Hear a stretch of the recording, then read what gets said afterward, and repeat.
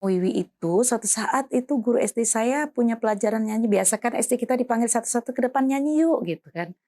Dia nyanyilah satu lagu yang saya nggak akan pernah lupa, itu adalah Menari Tari Selendang. Menari Tari Selendang. Ya, itu anak-anak mungkin zaman sekarang nggak pernah tahu lagu itu. Jadi, tapi itulah lagu yang terindah yang pernah saya dengar waktu saya kecil. Ya, sampai saya terpaku setiap dia ke depan nyanyi itu saya terpukau banget. Kunci daripada orang itu sebenarnya dia akan melakukan apapun kalau dia suka dan dia berniat melakukan itu. Itu pertama kali saya ingat diajarin nafas. Dan itu do re mi sampai 3 bulan tetap sampai bertahun-tahun do re mi terus ya. Tapi saya nggak bosan. Karena senang. Karena senang. Menari tari selendang mengikuti lagu, birama berputar-putar, menari bersama-sama, riang gembira bernyanyi bersama. La la la la la la la la la la la. Ini tari selendang. Ya, itulah. Gitulah. Itu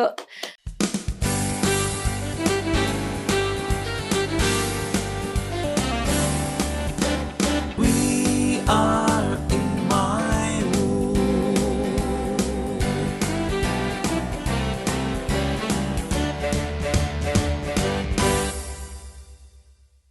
Selamat datang di My World. Teman-teman semua, kesenangan, hobi dimiliki oleh banyak orang. Hobi dan kesenangan pun bermacam-macam. Saat ini kita ngobrol, belajar bagaimana perjalanan musisi yang berada di daerah Bali. Apa yang kita bisa pelajari dari beliau? Yuk, kita sama-sama bertanya kepada siapa bintang tamu kita, Ibu Niluh Astiti Hanati. Selamat sore, Bu. sore Pak. Apa kabar? Baik. Manggilnya Bu Guru apa? Astiti. Bu Astiti. Beliau ini adalah guru vokal musik saat ini di Bali. Dan perjalanannya beliau saya dengar dari kecil.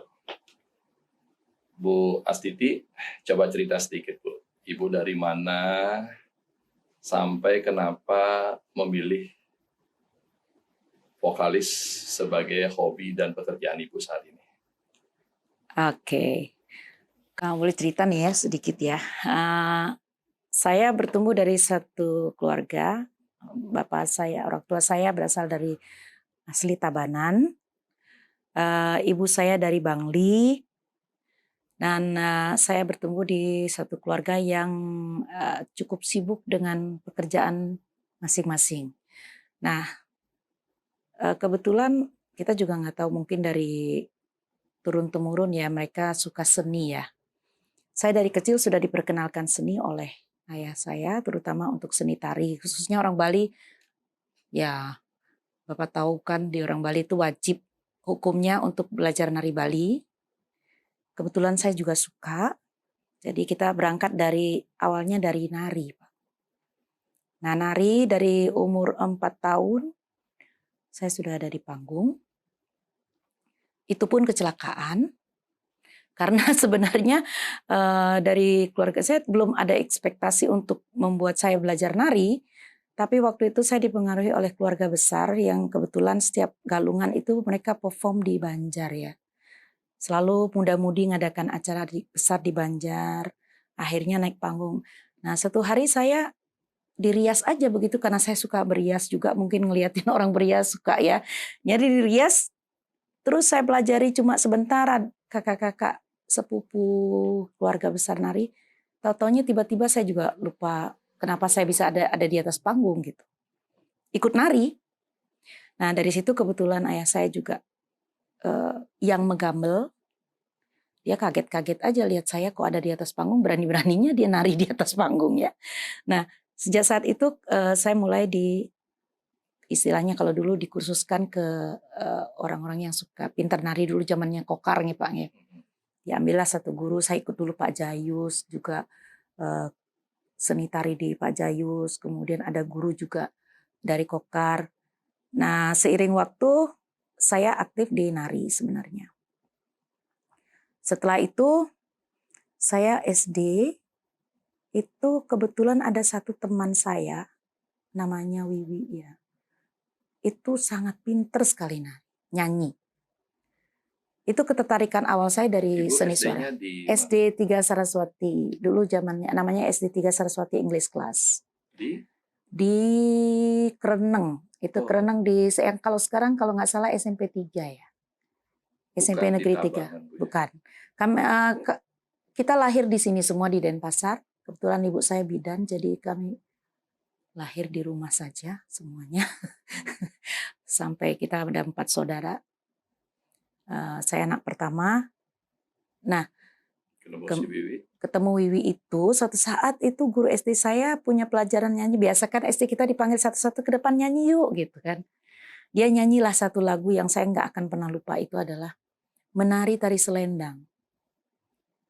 Menari Tari Selendang. Ya, itu anak-anak mungkin zaman sekarang nggak pernah tahu lagu itu. Jadi, tapi itulah lagu yang terindah yang pernah saya dengar waktu saya kecil ya. Sampai saya terpaku setiap dia ke depan nyanyi, itu saya terpukau banget. Kelas 4 SD. Kelas 1 SD. Oh, kelas 1 SD. Kelas 1 SD. TK kebetulan saya di Swastiastu dulu namanya, sekarang Santo Yosep ya. Itu saya nari, masih nari. Setiap acara selalu saya nari. Nah, SD itu saya mulai tertarik untuk nyanyi karena melihat Wiwi nyanyi. Gitu. Akhirnya saya tanya sama dia, Wi, belajar di mana? Aku pingin dong, pingin nyanyi kayak kamu. Yuk gitu. Dah, diajaklah saya waktu itu ke Bina Vekalia. Bina Vekalia asuhan dari Ibu Manuabe. Waktu itu kita sedikit sekali, persis juga di garasi begitu. Diajarlah sama Tante Manuabe itu kalau nggak salah ada 6 orang ya. Jadi Wiwi, saya, Wiswaryono. Pokoknya ada 6 orang kecil-kecil. Disitulah kita mulai belajar bernyanyi. Akhirnya saya tertarik untuk belajar menyanyi, saya ikut Bina Vekalia. Setiap Sabtu saya ngapelin Bu Manuabe, nggak ada istilah yang namanya luput. Karena saking sukanya, waktu itu mengenal seni suara, dan ada tanda kutip lagi senangnya berkumpul dengan teman-teman. Itu yang menggugah saya setiap itu latihan. Ibu latihan di Kereneng? Bukan. Waktu itu saya tinggal di Sudirman, jadi kebetulan di Serma Gede rumahnya Ibu Manuabe, Bina Vekalia ada di sana, saya jalan kaki setiap hari. Kelas 1 SD? Saat 1 SD. TK pun saya jalan sekolah. Oke. Kalau itu the other side story ya. Setiap malam ini saya selalu jalan kaki. Tiap malam minggu? Tiap malam minggu jam 4 sore saya sudah nongkrong di, paling rajin dah. Nongkrong di Bu Manuabe, orang belum datang aku udah nongkrong di situ nyanyi pokoknya sampai jam 6 balik lagi pulang, seperti itu terus. Dan saya tidak berpikir bahwa saya akan melakukan ini in the rest of my life gitu ya, setiap sampai sekarang ini nggak berpikir sama sekali. Dalam pikiran saya hanya ingin saya senang nyanyi, titik, dah happy gitu. Kalau dari Sabtu tuh happy banget karena akan nyanyi. Nah, disitulah saya mulai belajar nyanyi sampai akhirnya dari Bina Vekalia pergi ke Australia, saya ikut. Waktu itu choir, ada festival choir dunia yang ada di Australia. Ikut kita. Kelas berapa itu, Pak? Kalau nggak salah itu saya SD saya mulai diikutkan lomba-lomba oleh Bina Vekalia sendiri, baik intern maupun ekstern. Waktu itu ada lomba ke Jakarta kita ikut. Australia kalau nggak salah tahun berapa ya? SMP kelas 1 atau? SMP kelas 1. Iya. Untuk manggung pertama kali Ibu kan latihan nyanyi kelas 1 SD. Manggung pertama manggung kali. Itu kita dibiasakan sama Bina Vekalia itu choir ya. Tapi kita manggung di hotel-hotel di Bali ini kayak Sanur Beach gitu ya. Mereka ada event apa, kita choir kita pasti muncul. Sebentar, kelas 1 SD Ibu umur berapa itu ya? Kelas 1 SD tahun berapa 6. ya? Dari tahun berapa ya? Jadi saya lahir tahun 67 ditambah 75, sekitar 74-an ya. 74, 75 Iya. ya. 74, 75 Ibu Astiti sudah manggung. 75 saya baru lahir. Iya, saya tertarik, nggak tahu ya kenapa kita sangat-sangat tertarik ke dunia pentas. Akhirnya Ibu Ya, ikut lomba-lomba. Lomba yang lomba-lomba, pernah diikuti Ibu lomba bintang radio, televisi untuk pertama kali ada Seriosa di Bali. di Bali. Itu kan lombanya waktu itu zaman itu cuma ada itu. Jadi untuk ikut lomba pun kita harus nunggu sampai 4 tahun kemudian. Karena kalau gagal sekarang 4 tahun kemudian itu baru bisa karena diselang-seling dengan BRTV remaja, BRTV dewasa 2 tahun sekali ya. Kalau nggak salah waktu itu kemudian kalau kita menunggu lomba lagi ya nunggu 4 tahun lagi gitu. Jadi nggak ada yang namanya istilahnya lomba-lomba yang umum-umum seperti sekarang banyak banget lomba ya, idol dan sebagainya. Itu kita dipersiapkan di Binokalia itu untuk pertama kali saya lomba nasional itu adalah di Seriosa. Seriosa. Ya. Waktu Sampai itu di Ibu sudah Vanes SMP. ya. SMP, itu curi umur. Lomba Lomba pun harusnya 17. Saya waktu itu kalau nggak salah 15, dicurikan umur saya Dengan untuk ikut. mulai nyanyi dari SD kelas 1, ikut lomba-lomba, bahkan di tahun itu ke luar negeri, keluar kota, dari keluarga, orang tua pasti mendukung ya. Ya, iya dan tidak. Artinya gini, yang ada di dalam pikiran mungkin keluarga besar saya adalah mereka belum paham bahwa salah satu art yang berkembang itu adalah dunia musik dan vokal. Tapi orang tua saya suka karena adik-adik saya dileskan untuk organ ya. Itu kita juga dileskan tapi saya selalu gagal untuk main musik yang pertama kali itu piano. Karena kenapa? Karena saya tidak tekun. Ketertarikan saya bukan di alat musik, tapi ketertarikan saya adalah di vokal. Sehingga setiap saya pernah juga sampai pentas untuk gitar klasik juga pernah. Waktu itu ikut Yamaha. Jadi diisilah untuk SD dan SMP saya itu diisi dengan kursus-kursus musik, kursus vokal. Cuma tidak pernah dari pihak orang tua saya nggak berharap gitu kita jadi penyanyi atau apa, enggak. Hanya untuk olah seni ya, hobi. Kesenang-senang saja. Nah, yang didukung sebenarnya saya nari. Ya, lebih didukung di nari. Nyanyi tidak didukung. Nyanyi tidak begitu banyak didukung. Nyanyi sambil bernari.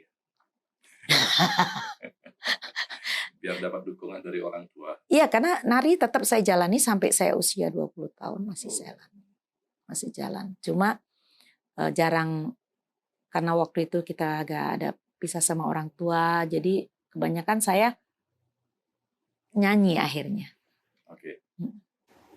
Aktivitas dari kelas 1 SD sudah mengetahui Ibu senangnya di mana. Ya. Senang aja bernyanyi. Setiap hari Sabtu begitu bahagianya karena mau latihan bernyanyi. Berarti dari kelas 1 SD sampai SMA bernyanyi. Betul. Aktivitas anak-anak di zaman itu otomatis ada namanya kehidupan SD ekstrakurikuler beda, SMP beda, SMA pasti lebih banyak mainnya. Nah, pertanyaan saya, lebih banyak nyanyinya apa lebih banyak mainnya? Lebih banyak nyanyinya. Lebih banyak nyanyinya. Karena kita gini, kalau kegiatan SMP juga saya lebih terjun di kegiatan ekstrakurikuler sekolah. Kebetulan kita punya vokal grup di SMP 1 tuh yang selalu juara ya. Diasuh sama waktu itu namanya Mas Bogi, teman kita di Binokalia juga untuk tolong dong kita latih dong untuk vokal grup. Kebetulan beliau adalah dulu sungguh fasih di aransemen untuk vokal grup ya. Akhirnya kita selalu di juara, SMP 1 dulu juara selalu, kemudian masuk SMA masih terjun di bidang musik juga, vokal grup juga, masih juga juara terus di vokal grup di SMA itu. Ya mainnya kita di situ, mainnya latihan, ngebakso sambil latihan, ya itu aja permainan kita. Jarang sekali kita mungkin karena memang kita dulu kita tidak punya media seperti sekarang ya. Tidak ada gadget, tidak ada apa ya. Kumpul itu adalah suatu keindahan tersendiri dari waktu yang kita miliki gitu. Sama teman-teman itu berharga sekali kalau kita bisa kumpul.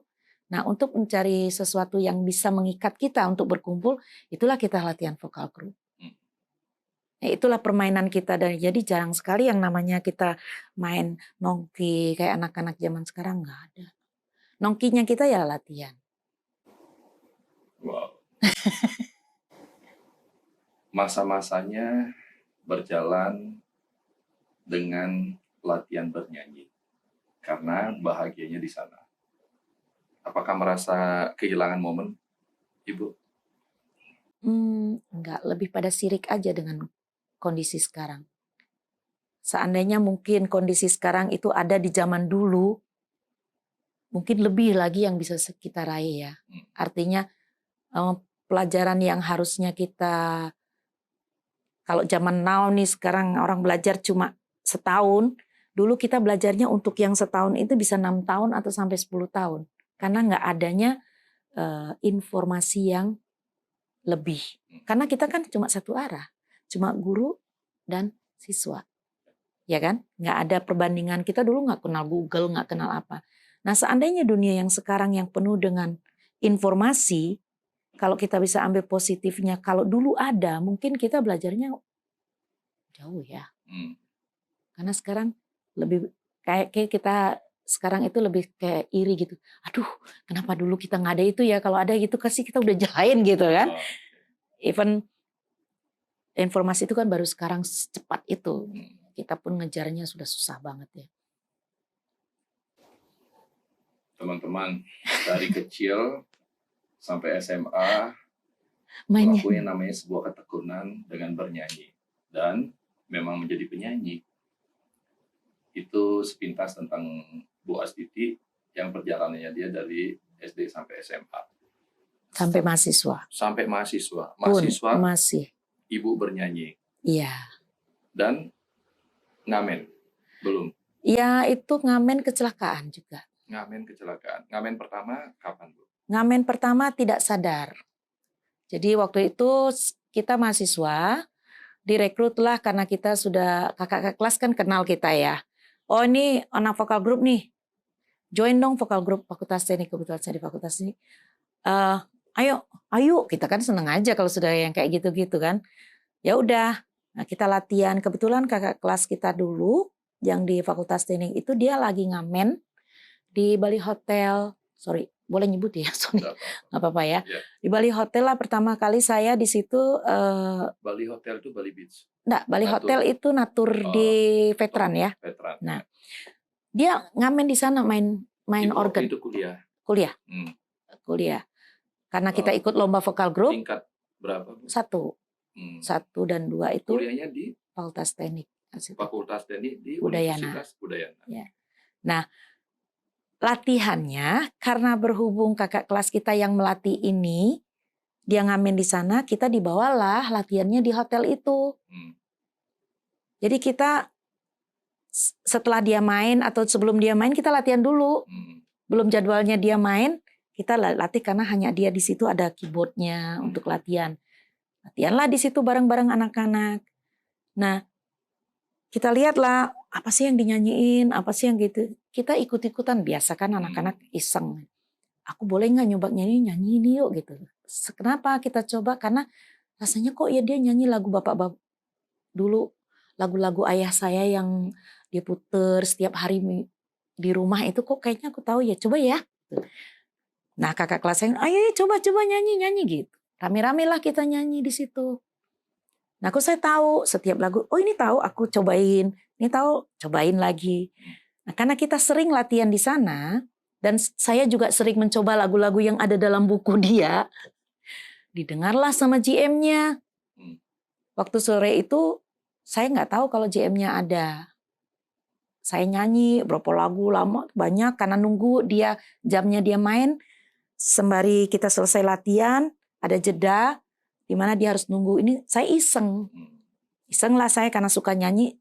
Saya lihat bukunya dan saya nyanyi. Didengarlah sama GM-nya waktu itu. Saya juga nggak ada. Terus akhir bulan dia datang. Saya sering main ke sana tuh hanya untuk latihan sebenarnya, latihan vokal group. Datang GM-nya. Saya dikasih amplop, Pak. Ini apa, Pak? Udah ini untuk beli kue. Berapa nilainya waktu itu, Bu? Saya ingat sekali uang pertama yang diberikan ke saya di akhir bulan itu 100.000, Pak. Besar dong. 100.000 rupiah. Waktu itu Ibu kuliah. Tapi kan itu dengan beberapa kali nyanyi. Kalau kita hitung,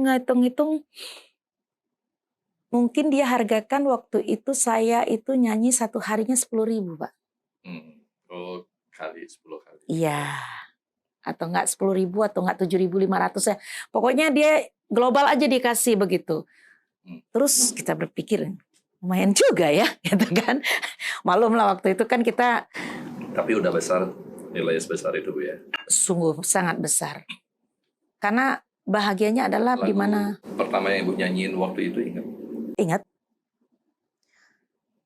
Lagunya adalah Are You Lonesome Tonight? Do You Miss Me Tonight? Elvis Presley. Oh, Elvis. Karena itu lagu bapak saya. Coba lagu yang pertama kali waktu SD itu masih ingat, Bu, gimana sih? Saya belum pernah. Ya.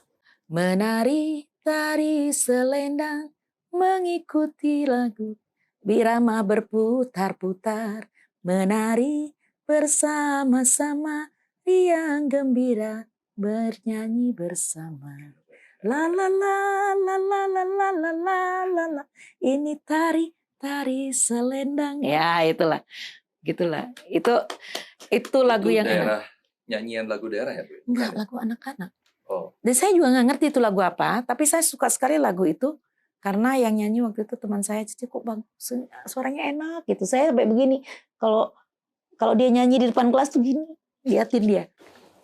Waktu mundur sedikit, Bu. Waktu Ibu belajar nyanyi, ada hambatan nggak yang Ibu hadapi pada waktu Ibu belajar saat itu? Ada, pasti ya. Ya. Setiap orang itu punya, setiap guru mempunyai cara berbeda untuk mengajar. Nah, waktu itu buat saya susah dan kita nggak susah mengerti, tapi saya nggak putus asa untuk mencoba. Karena senang. Jadi kunci daripada orang itu sebenarnya dia akan melakukan apapun kalau dia suka dan dia berniat melakukan itu. Itu pertama kali saya ingat diajarin nafas. Dan itu do re mi sampai 3 bulan tetap sampai bertahun-tahun do re mi terus ya. Tapi saya nggak bosan. Karena senang. Itu yang saya ambil satu hal hikmah dari beliau. Saya tidak pernah memikirkan siapa yang ngajar, siapa yang apa yang diajar itu. Yang penting yang diajar itu harus saya terima dengan baik. Dan saya berusaha ikutin apa yang diajarkan itu. Artinya pencapaian yang mau kita capai tidak ada yang susah gitu, Bu, ya?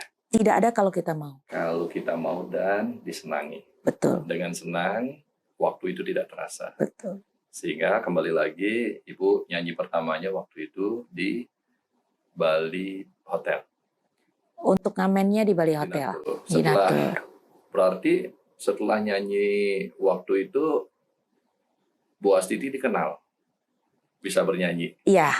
Lebih seringan nyanyi apa kuliah? Nah itu. Gini. Ini ada satu sisi juga di mana anak-anak zaman dulu, terutama saya itu kan ada keinginan, mungkin saya punya keinginan keras adalah menghasilkan uang sendiri. Karena zaman dulu itu kan tidak semudah sekarang ya. Kita cukup ingin beli sesuatu tapi nggak bisa. Nah, dengan hal itu kita merasa bisa, akhirnya kita pilih, oh aku bisa menghasilkan ternyata ya. Mulailah saya giat untuk menghasilkan uang dari apapun. Sebenarnya saya sudah mulai belajar juga jualan dari SMP, jualan baju apa. Tapi mungkin tidak sebesar apa seperti yang saya hasilkan di nyanyi. Sehingga saya berpikir waktu itu, ya udah, ini aja yang kutekunin dulu supaya bisa ngerasain gimana sih rasanya bisa makan enak, gimana sih rasanya bisa beli baju sendiri gitu ya. Karena dulu kan nggak pernah yang namanya kita orang tua nggak mungkin dikasih uang pakai beli baju begitu aja, nggak ada tuh. Berarti motivasinya ingin memiliki sesuatu ya. Iya, yang Pada waktu itu hasil dari dari diri Pak ya. sendiri ya. Kira-kira waktu Ibu kuliah, Ibu nyanyi kemana-mana waktu itu akhirnya. Betul, itu berangkat dari Bali Hotel. Perjalanan saya dari Bali Hotel, terus kemudian diminta waktu itu ada orang tamu suka, kemudian ada GM yang datang dari mana, ada pertemuan, ada kawinan dan sebagainya. Nyanyi terus. Akhirnya saya diminta diajak, bukan diminta waktu itu, diajak sama teman untuk apply entertainment di Bali, Kuta Palace ya, waktu itu zamannya Kuta Palace, apa sekarang ya namanya ya? Kuta Palace Hotel. Ya. Terus nggak berpikir waktu itu. Umur berapa itu, Bu? Ya itu sekitar 20 tahunan. Udah 20 tahun ya. Iya, Udah kuliah. 8 ya pas waktu kuliah tuh udah berangkat dari Bali Hotel, mulai lagi pindah ke Kuta Palace. Abis Lagi Kuta Palace, seger-segernya waktu itu. lagi jalannya Oh, Pak, lagi jalan. lagi gencar-gencarnya untuk seneng-senengnya ya namanya remaja Ya, kan waktu. berarti nyanyi ke hotel-hotel. Ya waktu itu karena ditawarin kebetulan Berarti di umur 20 tahun berapa itu, Bu ya? Tahun sebenarnya dari 86 sih. 86, Bu ya. Waktu 20 itu 88 ya. 88 ya. Berarti tahun 88 di Bali masih belum sebanyak sekarang, Bu ya. Belum. Itu diiringin organ apa musik? Awalnya saya diiringin organ yang dari Bali Hotel itu, kemudian masuk ke Tepelis. Kebetulan yang jadi F&B manajernya itu adalah ternyata ayah dari teman saya. Dia lihat kita, oh oke, diterima. Itu mujizat terlalu banyak ya waktu itu. Jadinya kebetulannya terlalu banyak. Karena saingannya tidak banyak. Nggak, banyak. Banyak saingan. Banyak. Oh, berarti Bu Guru kualitas dan standarnya Itu nggak tahu. Karena kita kan nggak pernah lihat yang lain. Artinya gini, kita tuh jalan aja gitu, ikutin arus. Dimana waktu itu ketemu orang suruh nyanyi, oke. Ntar lagi pindah lagi, ada yang lihat, ada tau-taunya kita di hire ke Perkot, ada acara di Perkot, kita nyanyi sana, GM-nya lihat, di hire di sana. Habis itu kembali lagi pindah gitu terus. Ibu waktu itu nyanyi seperti sekarang, artinya ini vokalis, ini ada pemain musiknya sendiri. Betul. Berarti itu memang tim? Enggak juga. Tidak juga. Copotan juga. Karena waktu itu kita kenalnya pianis ataupun kita kenalnya musisi ya pada saat kita diterima kerja, oh yang ngiringin ini dulu kita nggak bisa milih. Berarti gitu. tidak ada latihan langsung? Nggak ada. Tahun 88 ya? 87, 88 itu 87, ya. 88 kalau nggak salah saya sudah mulai masuk ke band itu ya. Nah itu pemain saya dulu namanya Sinyo. Akhirnya ngajakin kita masuk ke band. Waktu itu ya. Di tahun 88? 88, sekitar 88 ya. Masih ingat Bu, penghasilan sebulan waktu itu? Saya ingatnya itu adalah dapatnya 100.000 naik jadi 300.000 sebulan. Habis itu naik lagi jadi 500. Habis itu naik lagi jadi 1 juta. Wow. Habis 1 juta. Masih ingat saya. Mahasiswi bisa beli mobil kalau sebesar itu? Sudah. Karena saya ingat waktu itu beli motor GL Pro harganya 2.600.000 Honda. Iya. Yang terbaru. Iya, saya di usia 20 saya beli rumah 1 dan mobil. Wow. Dari nyanyi? Dari nyanyi. Di usia 20 waktu kuliah dengan penghasilan 1 juta, 2 juta per bulan bisa beli mobil. Beli mobil dan beli rumah. Dan Ibu meyakini bisnis nyanyi waktu itu bagus. Karena begitu banyaknya Ibu ngamen di tempat-tempat. Iya, karena waktu itu memang kita tuh saingannya dari Bali itu, saya waktu itu sama Mbak Ayu Laksmi. Mbak Ayu Laksmi juga banyak mengajar saya tentang lagu-lagu yang keras ya. Kemudian ada Mbak Berta. Itu waktu itu kita ada Mbak Berta, Mbak Ayu Laksmi, saya, yang saya kenal ya. Yang di Bali itu kemudian ada namanya Marlin. Itu aja yang saya kenal sih. Pak Berta dulu di Bali. Iya, di Bali. Beliau ngajar apa nyanyi? Nyanyi juga. Nyanyi juga. Iya. Sebaya berguru sama Iya, Bu Berta? seangkatan. Seangkatan. Iya. Seangkatan. Tapi waktu kuliah tetap jalan. Tetap jalan. Cuman ya itu akibatnya, sebab akibat banyak. Banyak nyanyinya daripada kuliahnya ya. Okay. Karena menghasilkan uang banyak, bisa beli mobil, bisa beli rumah, otomatis bisnis vokalis bernyanyi pada saat itu menjanjikan. Iya. Dan Ibu putuskan untuk terjun fokus di dunia itu. Sebetulnya waktu itu, nah inilah ya, kalau orang nggak punya manajemen bisnis, ya ini. Semua diingini. Kebetulan waktu itu saya juga bagus, kegiatan kita untuk di desain juga bagus. Kemudian untuk di, apa istilahnya ya, ada usaha waktu itu, ada gula, ada workshop ya, interior, ada apa, semuanya kita capai. Itu tiada hari tanpa kerja itu waktu itu. Karena seperti jadi workaholic ya. Nyanyi adalah dunia tersendiri. Kemudian desain adalah dunia tersendiri. Itu kesukaan saya. Sama-sama seni. Sama-sama seni. Ibu desain lebih ke rumah apa interior? Interior. Ya. Ke interior. Dan bekerja juga di interior. Kita punya dulu, ada sampai punya workshop sendiri ya. Dulu di interior. Jadi kita buat mebel. Kalau tidak punya manajemen bisnis yang bagus, maksudnya tadi apa itu? Ya, pengetahuan bisnis saya sangat kurang. Banyak mau. Maunya banyak. Ya, maunya banyak. Dan kita coba. Kita kan tidak mempelajari bagaimana bisnis seharusnya dan sebagainya. Kita coba aja. Main coba aja. Nggak mau tahu hasilnya apa. Tapi biasanya kan dari proses menjalankan sebuah bisnis, kita belajar dari proses tersebut. Betul. Nah, itulah sampai pada suatu saat saya menyerahnya itu waktu kita kena krismon itu ya. Biasalah kena tipu, kena ini. Disitulah kita belajar banyak. Bahwa sebenarnya memang diperlukan. Apapun itu perlu keahlian khusus ya. Tidak bisa kita hanya main tabrak aja gitu. Jual yang penting untung. Kita nggak ngerti kemana maunya gitu ya. Di situ saya banyak belajar. Selain bernyanyi yang Ibu putuskan sebagai berbisnis, masih ingat Bu, apa aja yang Ibu pernah coba untuk berbisnis? Interior, desain. Kemudian konsultan untuk desain. Kemudian berdagang. Berdagang apa? Awalnya ya berdagang. Apa saja. Apa saja? Ya, makanya saya dibilang katulada. Apa kata lu gue ada gitu. Menjadi joki, artinya bukan joki, istilahnya jadi perantara, maklar tanah. Semua sudah saya lakonin, Pak. Marketing. Udah itu jual makanan. Lagi ya.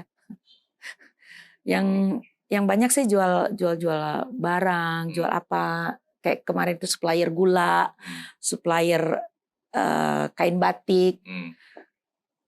Apa aja yang ada di depan saya yang kira-kira menghasilkan uang saya lakukan, Mbak. Iya.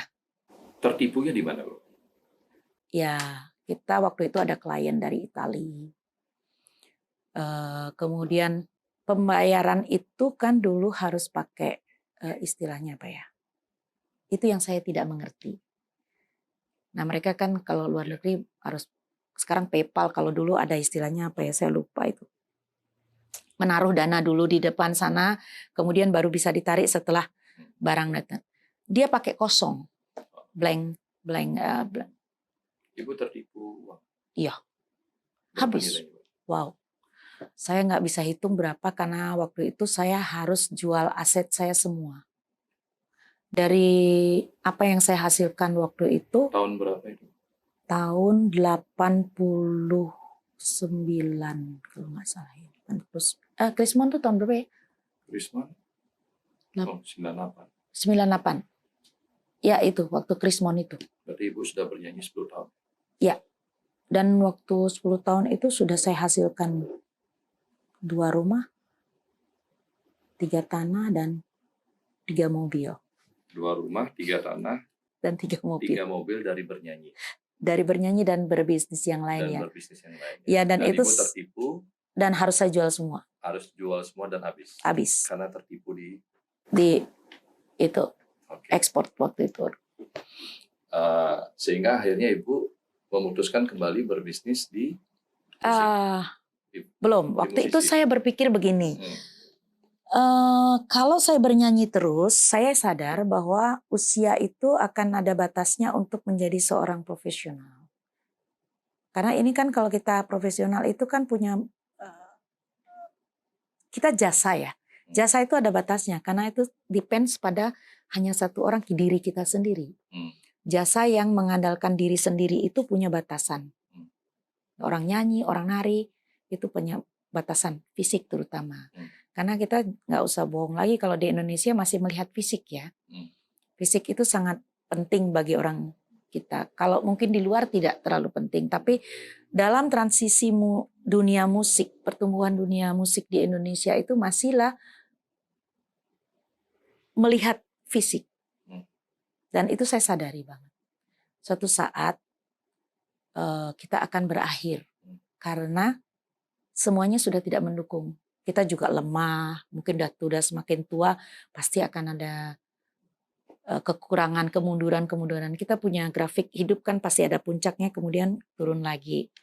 Nah, saya sadar bahwa ini akan turun, terus saya berpikir apa sih yang saya bisa lakukan, tapi tidak melepaskan kesenangan saya. Gitu. Tadinya saya berpikir bahwa, apa ya, nah terbersit waktu itu, orang belum berpikir tentang sekolah musik, saya sudah terbersit bahwa kayaknya di Bali ini saya perlu untuk memberikan sharing pengalaman saya, kemudian bila mana bisa bermanfaat bagi generasi-generasi muda selanjutnya, siapa tahu. Itu hanya pikiran sejenak aja. Akhirnya saya berpikir, saya pengen buat sekolah musik. Terus nanti kalau misalnya ini nggak ada pendapatannya, saya harus bagaimana? Saya nggak nyanyi lagi, itu panggilan jiwa saya. Tapi bagaimana saya bisa bernyanyi di usia saya yang senja? Itu. Akhirnya saya punya pikiran bahwa alangkah baiknya kalau saya bisa membuat sekolah musik. Iya. Terus kemudian karena latar belakang kita kan punya ijazah-ijazah di vokal juga, ada prestasi-prestasi di vokal juga, kayaknya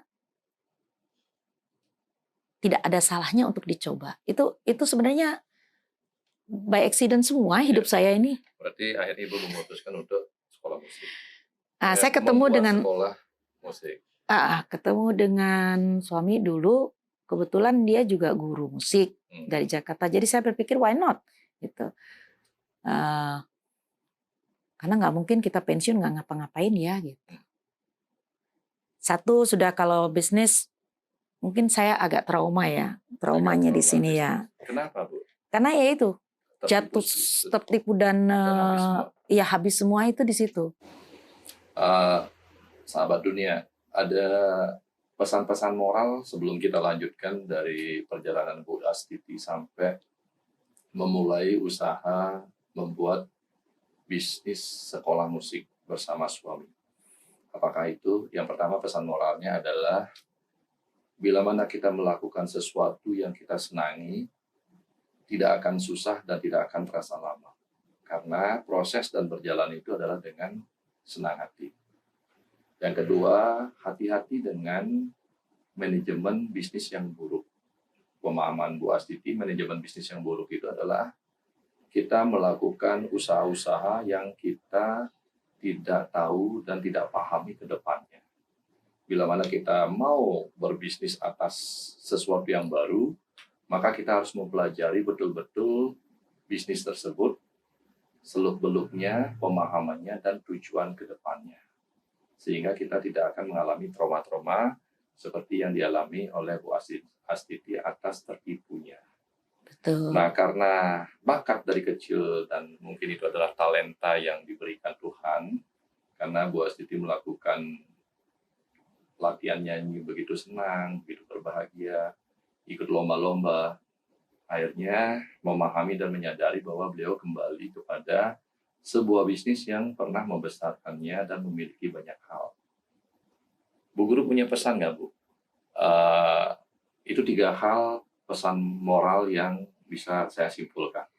Bu Guru, sebelum lanjut Bu, apa pesan moral yang disampaikan ke Ibu waktu Ibu sekolah atau masa universitas, itu Ibu bernyanyi begitu lakunya, begitu banyak orang yang meng-hire Ibu dan menghasilkan uang banyak, tetapi Ibu harus sekolah juga di universitas. Nah, sekarang kan anak-anak muda banyak seperti itu. Ibu bisa sampaikan pesan moralnya kepada mereka, apa yang harus sebaiknya dan sepantasnya dilakukan terhadap 2 pilihan yang sama-sama tidak gampang ini. Iya, tapi sebenarnya ada satu hal lagi yang saya belum sampaikan, ini sedikit dulu sebelum kembali ke pertanyaannya, Pak. Kenapa juga saya membuat sekolah musik ini? Karena pengalaman saya di dunia nyanyi ini, Pak. Waktu itu kan banyak sekali yang memandang rendah seorang penyanyi. Itu sebenarnya jengah saya untuk kenapa sampai saya membuat sekolah musik itu. Dan saya ingin menyampaikan kepada siswa-siswa yang ada di saya bahwa kita tidak harus seperti itu. Berarti sudah muncul idealisme Ya, dalam keyakinan Ibu sebagai musisi. betul. Ingin mengangkat Derajat, harkat dan martabat seorang penyanyi yang di mata dunia saat itu adalah sangat rendah. Ya, sehingga saya berpikiran begini, apakah harus seperti itu? Dan saya ingin membuktikan di saat itulah saya kenapa bekerja sebagai seorang penyanyi dan seorang entertainer di hotel dan sebagainya untuk tidak dipandang rendah. Sehingga Ibu membuat sekolah musik untuk mengajak semua dan memberi pengetahuan bahwa musik itu nggak hanya ini loh. Jadi musik itu nggak hanya apa yang ada di umum itu sebenarnya. Itu sebenarnya banyak sekali dan luas sekali. Sampai kapanpun kita nggak akan habis belajar itu. Olah vokal, olah musik. Tapi yang satu yang saya ingin tekankan, selalu kita tekankan di sekolah kami adalah bahwa satu, kita harus proud dengan apa yang kita punya. Kedua, kita akan mengangkat diri kita dengan apa yang kita punya. Kita selalu bangga apa yang kita punya dan kita akan mengangkat harkat dan martabat kita dengan apa yang kita punya. Ya, karena itu harus dibuktikan. Dibuktikan bahwa Anda bukan sama. Seorang penyanyi itu tidak semuanya seperti itu. Itu awal dari saya. Saya bilang bahwa nggak harus semua nilainya sama. Jadi jangan pernah menilai orang dari global. Itu. Disitulah kita berjuang untuk meyakinkan orang-orang bahwa tidak semua penyanyi itu rendah, bahwa tidak semua penyanyi itu bodoh, bahwa tidak semua penyanyi itu gampang, artinya gampangan, bahwa tidak semua juga penyanyi itu tidak punya idealisme, gitu. Jadi itu tahun berapa Bu membuka sekolah musik? 2002. 2002. Berbarengan dengan Trans Band? Oh, kalau Trans itu sudah sebenarnya lama banget, Pak. Itu dari ngamen itu. Nah, waktu kita mulai dari acara ke acara itulah Trans itu sebenarnya terbentuk. Tapi dulu namanya bukan Trans. Mulai dari Bali Fiesta. Bali Fiesta itu adalah band pertama kita, Bali Fiesta. Band pertama Ibu Bali Fiesta. Habis itu terus itu yang punya saya ya. Kalau saya ikut grup lain itu dulu banyak ya. Kemudian punya saya sendiri itu kita namakan Bali Fiesta pertama, kedua itu apa ya waktu itu sempat sound apa gitu, lupa saya juga. Tapi nggak lama. Iya. Bali Fiesta itu sebenarnya band Latin pertama. Kemudian kita gantilah karena kita ini orang yang gabung di kita itu adalah banyak umur. Karena kita ambil yang tua, yang muda, dari segala umur. Kita bilanglah band ini kita namain trans aja ya, transisi, karena terlalu banyak transisi di sini. Ada yang transisi umur, ada transisi, pokoknya ya udah trans. Waktu itu belum ada trans TV loh, belum ada. Kita udah pakai nama trans. Tahun 2002. Iya, 2002. Mulailah kita kibarkan bendera trans. Gitu. Tadi apa ya pertanyaannya, lupa saya. Oh, pesan moral kepada mahasiswa yang lagi duduk di universitas atas menjalankan kesenangan atau hobinya, memiliki job yang begitu banyak. Oh iya, ini pelajaran mungkin bisa dimasukkan, dipertimbangkan gitu, bukan dimasukkan, dipertimbangkan. Kita bisa bekerja, tetapi jangan lupa berkomitmen dengan apa yang ada di, istilahnya gini. Boleh bekerja, tapi jangan lupa belajar. Artinya masa depan itu ternyata tidak hanya sebelah. Jadi harus dua-duanya jalan. Seimbang. Dan itu sangat susah, betul. Karena iming-iming di pekerja ini akan jauh melebihi daripada iming belajarmu. Ini susah, Bu. Susah. Yang di sini ini, karena memang benar apa kata orang bilang. Dulu saya pernah diperingatkan, kamu tuh jangan bekerja dulu, nanti kamu sudah lihat uang, kamu tidak akan pernah berpikir untuk selesai. Itu betul. Jangan bekerja dulu.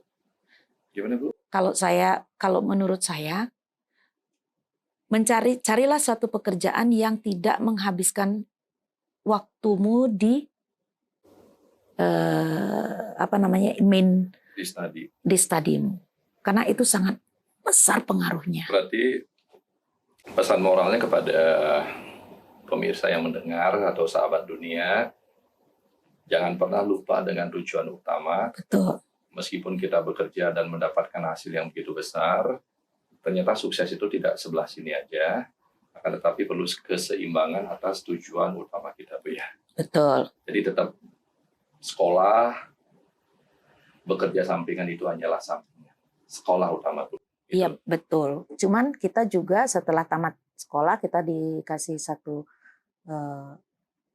ini, jangan pernah menaruh harapanmu dalam satu basket ya. Don't put your hope in one basket, itu betul. Caranya adalah perbanyaklah, galilah kemampuan dirimu, entah di bidang apapun itu dari awal. Karena kalau tidak punya kemampuan dari awal untuk menggali apa yang sebenarnya, saya ini sebenarnya bisa apa aja sih gitu. Itu sebenarnya pertanyaan itu sebenarnya sudah dilemparkan ke anak SD. Itu harus terus dikasih ke anak SD bahwa, ternyata ini belajar tetap ya. Belajar itu kan kewajiban ya. Kewajiban yang kita nggak ngerti kita mau kemana dari SD. Tapi kita harus gali dari SD itu anak-anak ini sebenarnya kemana ya. Inginnya dia kemana. Kalau saya kan tahu nih maunya saya mau nyanyi gitu. Pokoknya nyanyi. Itulah satu sisi lain dari kehidupanmu yang harus kamu bina juga. Cuma jangan ini dilupakan. Pokoknya ini harus seimbang nih.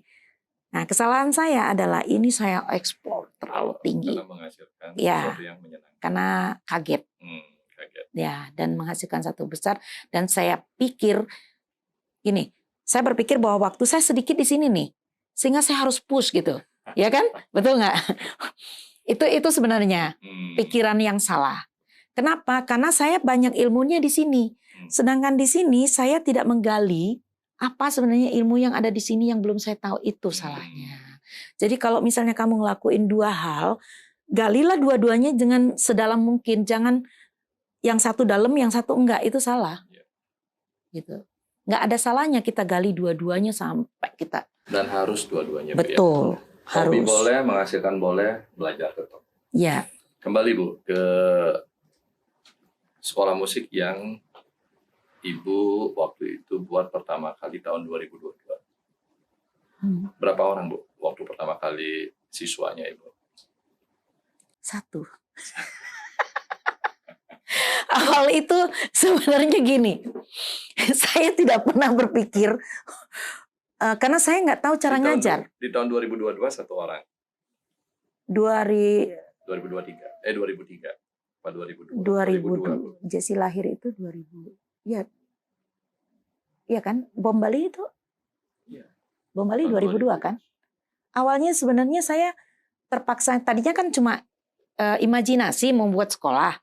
Tapi akhirnya Itu terjadinya itu juga kecelakaan juga kan? Kita putus kontrak di Grand Hyatt karena bom 1 kan? Pluk, udah. Waktu itu saya melahirkan. Karena di rumah enggak. Kita bom Bali, di-cut kontrak sama Grand Hyatt, otomatis tidak berpenghasilan, Pak. Ibu mengajarlah di rumah. Nah, awalnya itu saya mulai lagi bertanya. Saya selalu bertanya pada diri, apa yang bisa saya lakukan dari diri saya? Kemampuan apa lagi yang saya punya untuk menghasilkan? Kecuali nyanyi. Oke, desain. Apa lagi? Ngajar. Ngajar apa yang kamu bisa kira-kira tidak butuh sesuatu yang untuk di luar modal besar dan sebagainya. Dari diri dulu kan. Apa yang kita punya. Waktu itu terbersit, oh saya bisa ngajar anak SD, ngajar les. Nah dari situ saya lakukan. Kemudian satu saat ada satu sekolah musik yang cari guru vokal.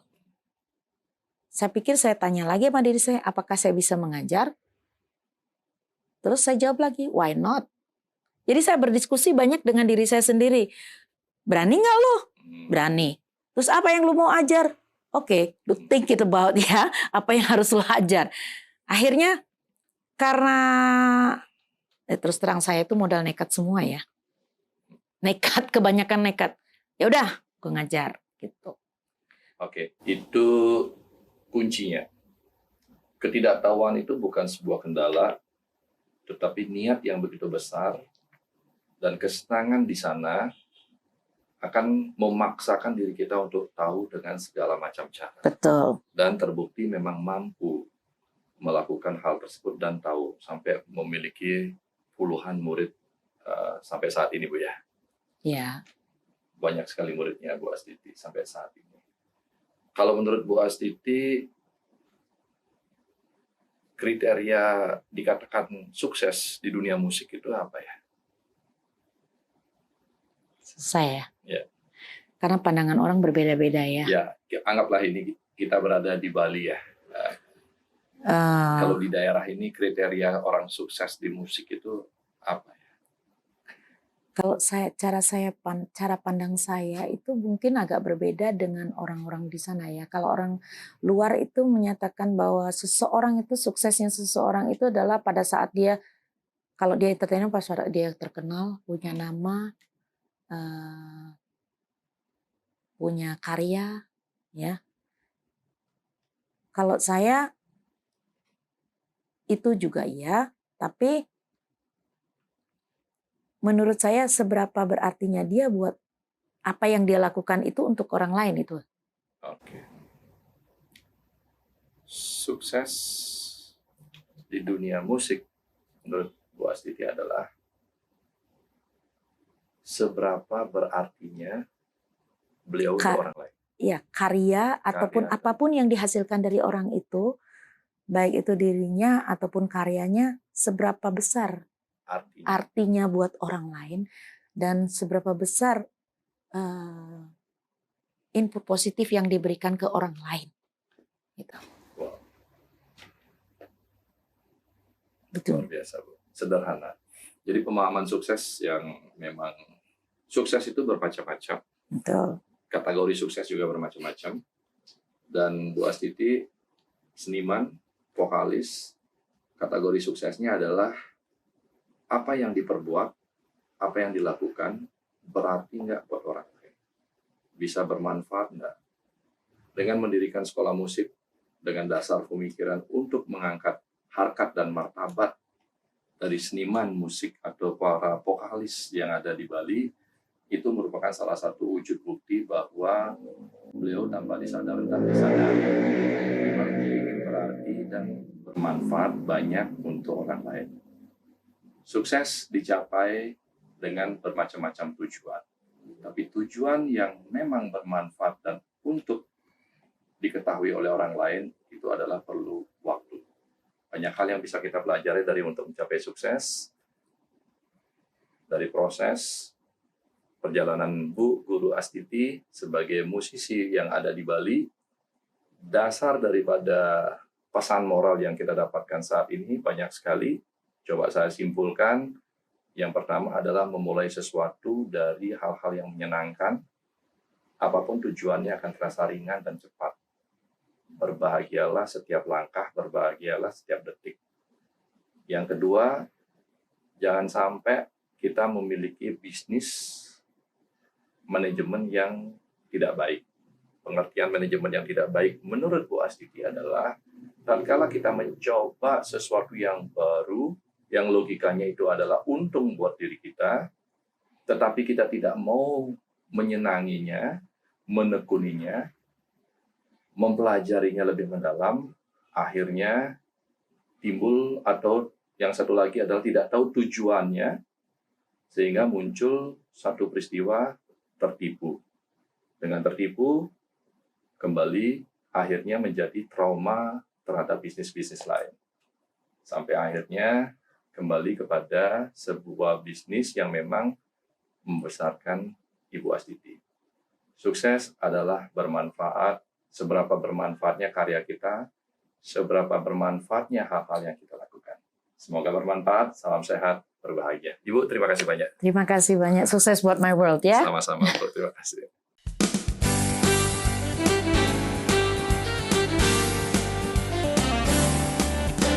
We are